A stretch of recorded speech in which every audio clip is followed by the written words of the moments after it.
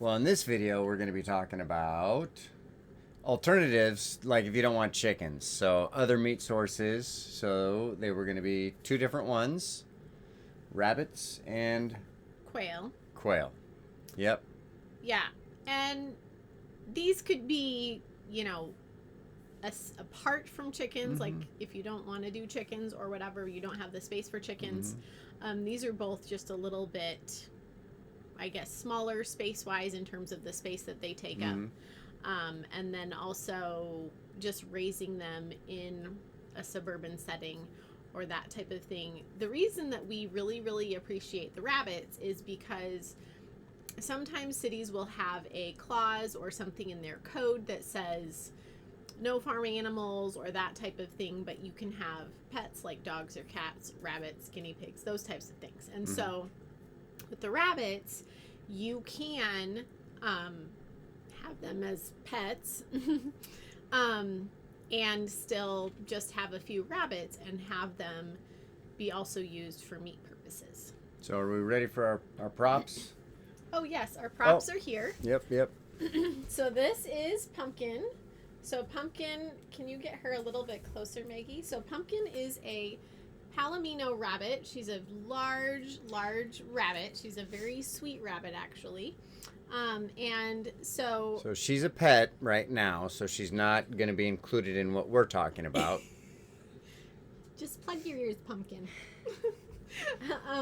You're not going to be anybody's lunch. So that's Pumpkin, and then here is one of Jeb's Quail. Can you put your hands a little bit sideways? So they're very flighty, and we don't want her to fly away. I'm assuming you have a female. Yes. She's the smallest and the scaredest, but she calmed down a bit after I held her. Yeah. So she's a what they call a pharaoh-colored Coturnix quail, and she lays eggs that look like this. So compared to a chicken egg, this is a size comparison for you guys. So I brought a couple of quail eggs up here because volume wise, when we put them in the frying pan, usually we we usually crack 2 or 3 of these quail eggs to equal 1 chicken egg. So thank you guys for coming up.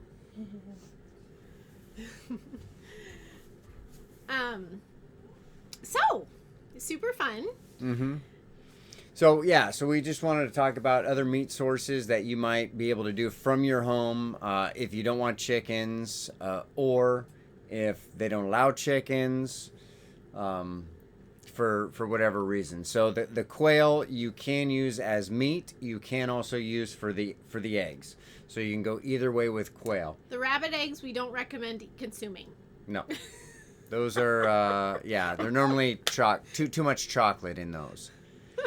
So, but the quail are super flighty, so you can't just put them in your backyard because they'll fly away. So they need to be fully encased in a cage. Yep. Then you feed them. You can have your little breeding groups. They don't take that big of a cage. I'm trying to remember 18 inches by 18 inches. Front to back and then top, I think there's only about a foot. Yeah, it depends on how flighty the birds that you have are. They say either keep it low enough that they can't launch themselves up enough to break their necks. Okay. Because they will sometimes, if they're very flighty, they will kind of pop up.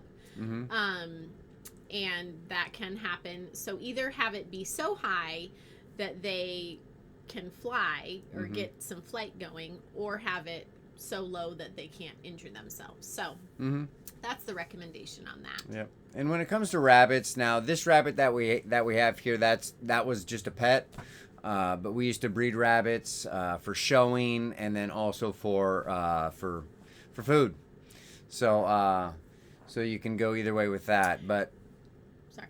Yeah. Go ahead. Yeah. So interesting facts kind of about the fringe benefits or some of the additional benefits that come from both raising quail and rabbits. So, of course, what you feed them matters. Yep. Touched a little bit on that last week.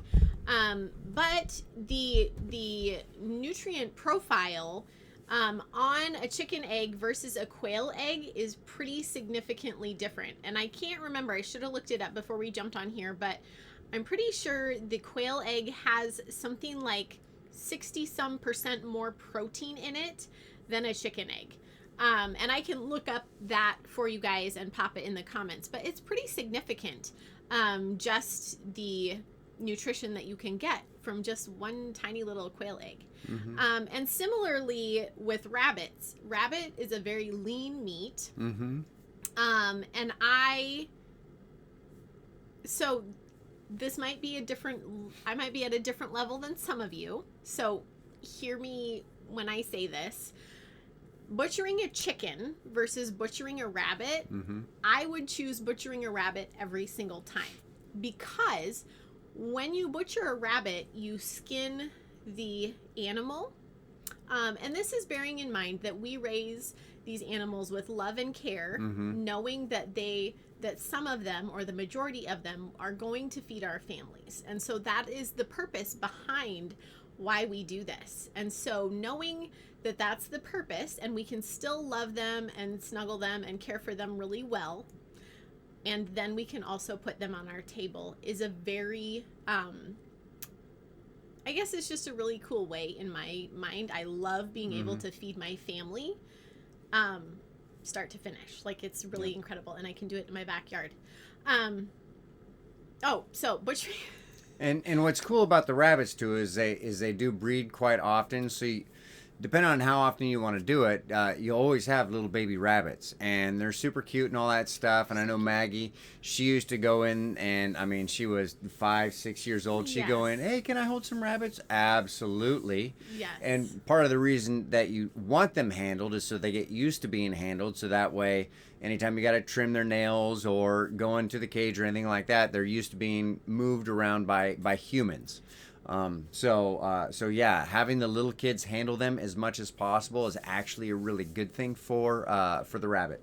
Yes. Well, and the other thing too, if you think about the quality of life and the because this is meat that you're actually going to consume, and so we would want the quality of life of the meat that we're going to consume to be the best quality we can give them. And a lot of the meat that we're getting in the supermarkets, these animals, I don't want to use, they haven't been well cared for. Yeah. They've been under stress. They've been Yes. under stress basically their entire life. yes. So whether it's chicken or pig or whatever it might be, but these animals have been under stress, and that's going to show up in the quality of food that you end up eating. You're eating food that has had a lot of adrenaline and all this other stuff just flowing through it because the animal is consistently under stress for pretty much its entire life. Yeah. And I mean, we know what being under stress like that does to us. Mm-hmm. And so I just think that the benefits of them having quality human interaction and being pet and cared for and all of that kind of stuff. I mean, if nobody's done a study, anybody knows how to do studies, that would be a great study to do. Just the even like the nutrient profile and all of that kind of stuff, the benefits that meat can give you when it's been well cared for. Now, when it comes to the quail, a lot of people, they'll like the quail more than the chickens. They take up a lot less room. So we do have our quail in the basement, and we have a partially unfinished basement. So it does smell a little farmy down there, just a little bit. You do got to make sure that you clean up after it, so that the farm smell doesn't reach all the way to the upper areas of the house. But they're in little cages and that type of stuff. So and so they're a lot, I don't know, they're less messy in my opinion than a flock of chickens, or even one chicken if you're looking for an equal amount of meat. When it comes to processing quail, you can look it up online. Of course, we're not going to go into detail here. Super simple. One person can do it. You just need a pair of kitchen shears, and you can do the whole thing from start to finish. Yep. They take 5 to 10 minutes per each one, Yep. if that. I think when you get good at it, it's like 5 minutes, and boom, boom, boom. And then you know, some people like to let the meat rest. So you can, put them in the fridge for a day or two. Or if you want to eat them right away, some people are fine with that. You boom, boom, boom. Within 10, 20 minutes, you got your meat ready to go. It's on the pan and it's going. So anyhow, they take up a lot less room. They're less messy, in my opinion, than chickens would be, and they're super easy to process. Yeah.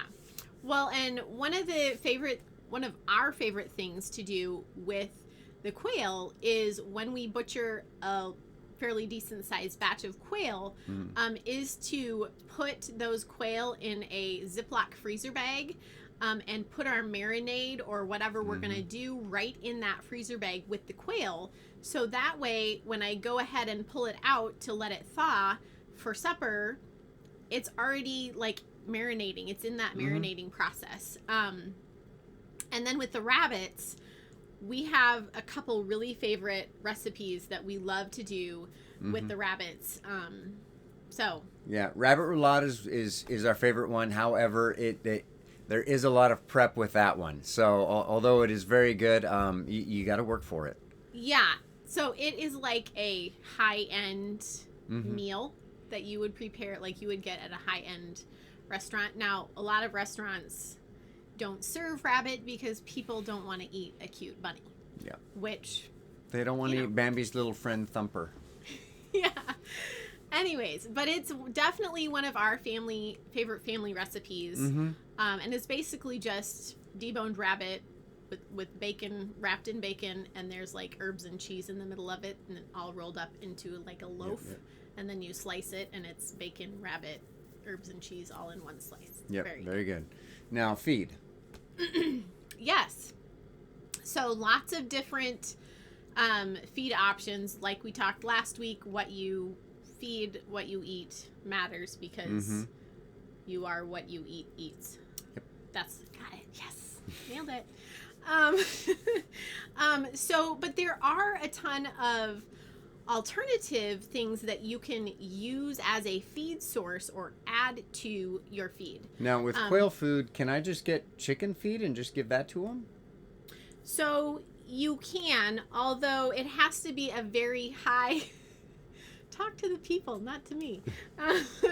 It has to be a high enough protein content. So quail are what is considered a game bird.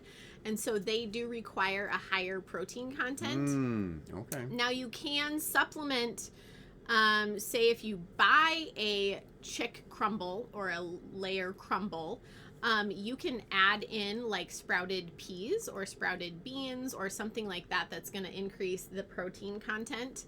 And so that would be a way that you would make up for the lack in your chicken feed. So now Joe Salatin, if you guys haven't followed him, he's Joel Salatin. Joel Salatin is a dude from Virginia, I want to say. Yep. Anyhow, he had mentioned, and this was probably 10 years ago when we first heard about him, but he had mentioned every family should have like 2-3 chickens in their backyard, so that way anytime they have any leftover produce that they're not going to eat, they can just toss it out there and the chickens can eat that. Yes. So, strangely enough that you would bring that up, I just was watching a reel that he did, or it was his voice. Okay. And he said that if 1 out of every 5, 3 to 5, I should have remembered, families would get 3 to 5 hens and feed them their chicken scraps, we would reduce the waste in our landfills by like 1,000 tons per day. Or something huge. But also, the egg industry would be non-existent because you would be taking care of, And again, the eggs that you eat from the store are from chickens who have been kept in a cage their entire life and they're highly stressed, so it's going to be less nutritious. Now, with the quail, though, can we feed them scraps as well? Yes. So the quail, you can feed kitchen scraps. Also... Our rabbits, we feed, obviously, vegetable scraps. Yeah, because now the quail and the chickens, they're omnivores, right? They can eat meat and... Yes. Whereas the rabbits... Herbivores. Okay. Well, okay. So technically the quail and the chickens are omnivores, so it's vegetables and meat and There's 3. Does not omni mean 3? I think omni means many. I don't know. Many. But it means meat and veggies and fruit. And bugs. Pasta. I don't know. We're off on a tangent. So yeah, I guess what I'm getting at though is that when you have these at your home, whether you have a rabbit for a pet or not, you can still go through and if you have extra lettuce that you're just not going to finish off or whatever, you can feed that to these animals instead of it just going to waste. Yeah. You bought it, you spent your money on it, or you got it out of your garden. You spent your time and your effort to get this food, and now it's going to waste. So this way you can reuse some of that stuff, either money or your time and sweat, and make more food. And we used to have pigs as well, and they were magical. You take that old food that you weren't going to eat, and the pigs would change it into bacon. I mean, talk about a magical animal. And pot-bellied pigs, by the way, when we first started out, we were living in town. And Tacoma. In Tacoma. Hilltop is where we were living. And we had a pot-bellied pig out back because they're pets. They're considered pets. Considered pets, at least for Tacoma City Code. Tacoma, Washington, depending on where you're watching from, if you don't know where that is.